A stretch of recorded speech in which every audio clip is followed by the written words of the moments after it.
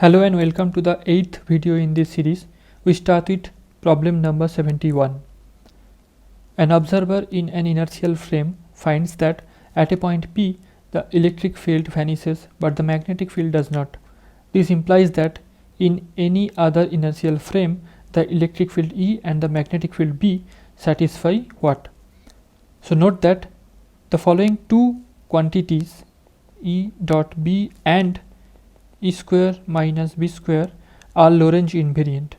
That means in one inertial frame, whatever this value is, this will remain same in other inertial frame.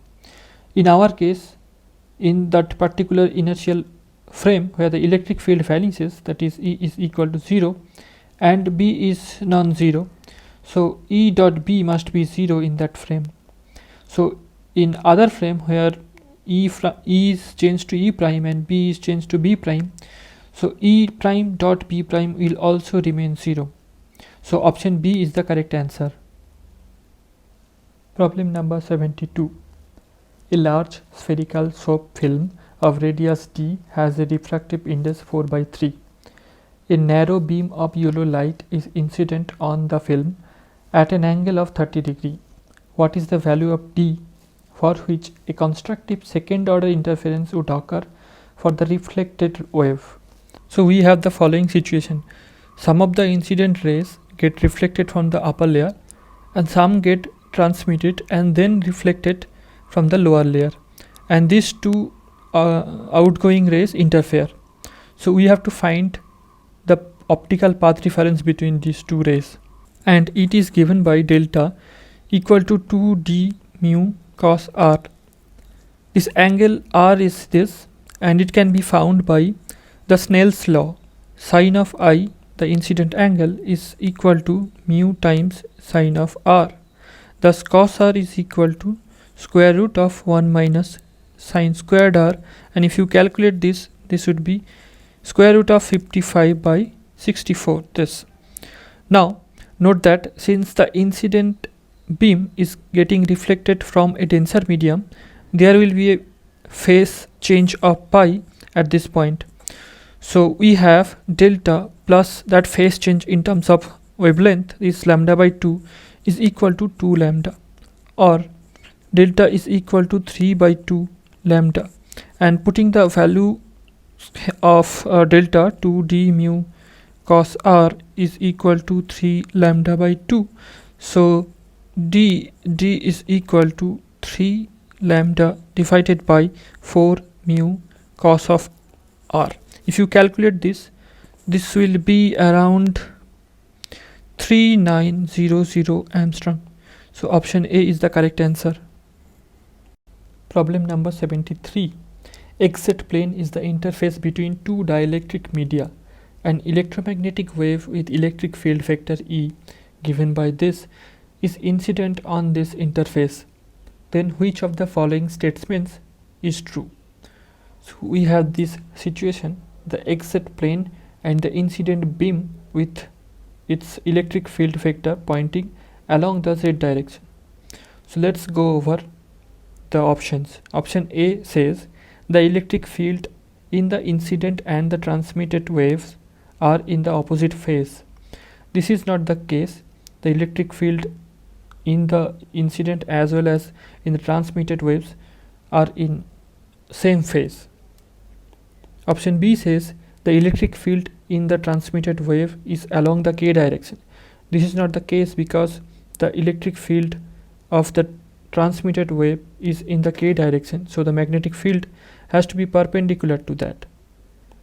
Option D says the electric field in the reflected wave is along I direction. This is not true also because the electric field will be in the z direction in the reflected waves as well. So option C is the correct answer. The magnetic field in the incident and the reflected waves are in the same phase. Problem 74. Suppose a 4-dimensional isotropic harmonic oscillator is in third excited state. The degeneracy of the state is. So the wave function psi of the 4-dimensional isotropic harmonic oscillator will depend on 4 quantum numbers. Let us denote these as n1, n2, N3 and N4 in this way. The energy eigenvalues E will also depend on this 4 as follows: N1 plus N2 plus N3 plus N4 plus the ground state energies, so half for each of the dimension times h bar omega. But for this calculation we can ignore this ground state energies and we can put this unit as 1. So let us now find what are the first few energy levels. So one can find that the ground state will be at 0 unit. First excited state will have energy 1 unit, second excited state 2 unit, and third excited state will have 3 units. So we have to find configurations of N1, N2, N3 and N4 such that the total energy is 3 units. One such situation is like this: when 3 of the n's can have one value, that is this, and the other one is 0. So the total energy will be 3 units. Another one is 0, 1, 1, 1. So we have to find all such configurations such that the total energy is 3 unit. So this is a problem of combinatorics. We have to find what are the possible ways to put the 0 in the 4 vacant spaces. So there are 4 possibilities. 0 can sit in here or here or here or here. So 4 possibilities. Now we can have the following configurations where one of the n can take value 2 and other n can take value 1 and the rest can take 0. So let us find out what are the possibilities. These 2 can be placed in 4 possible way, and for each possible way we can put this one in 3 different ways. So these are 12 combinations, 4 plus 12.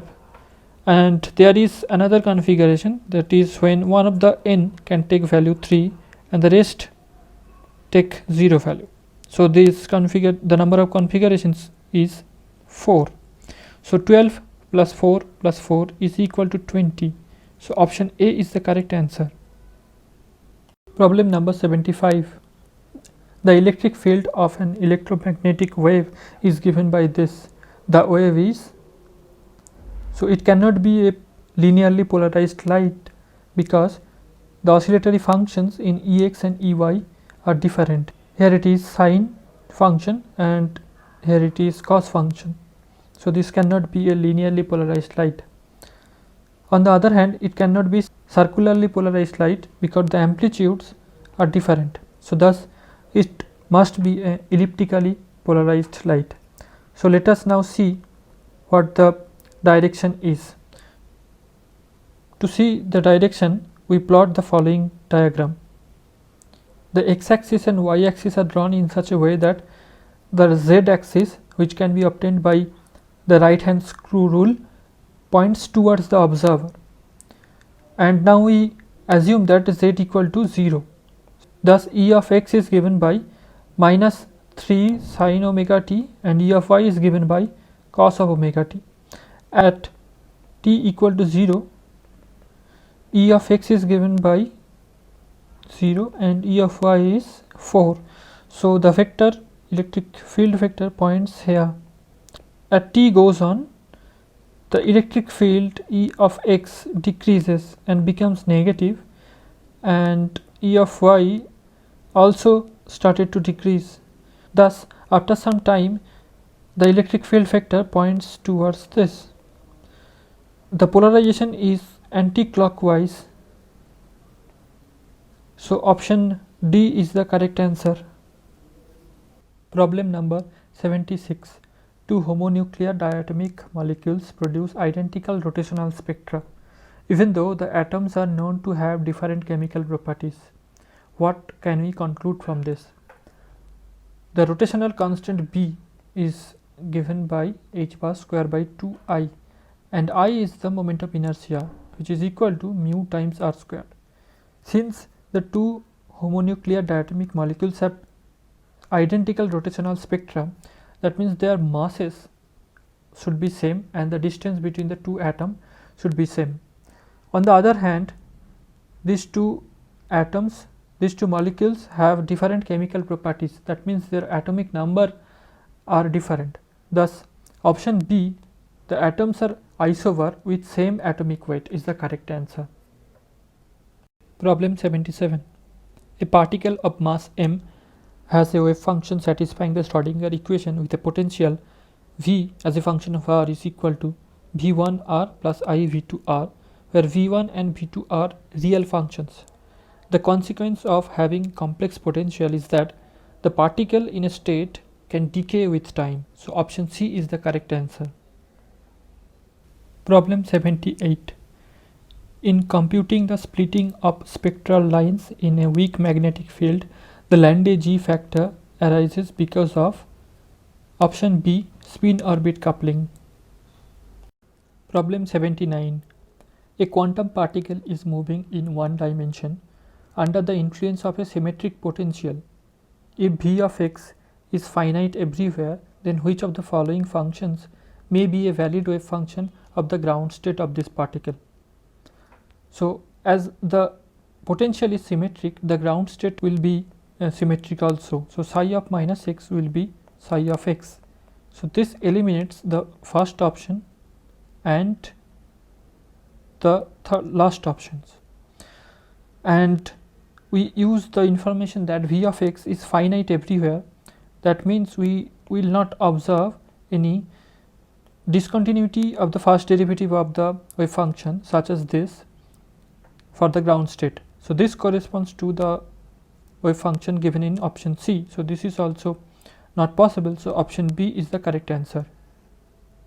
Problem number 80. Consider a one-dimensional free particle for which the Hamiltonian commutes with the momentum operator. Which of the following statements is false? So, let us go over the options. We start with option D. The position uncertainty of a momentum eigenfunction is infinite.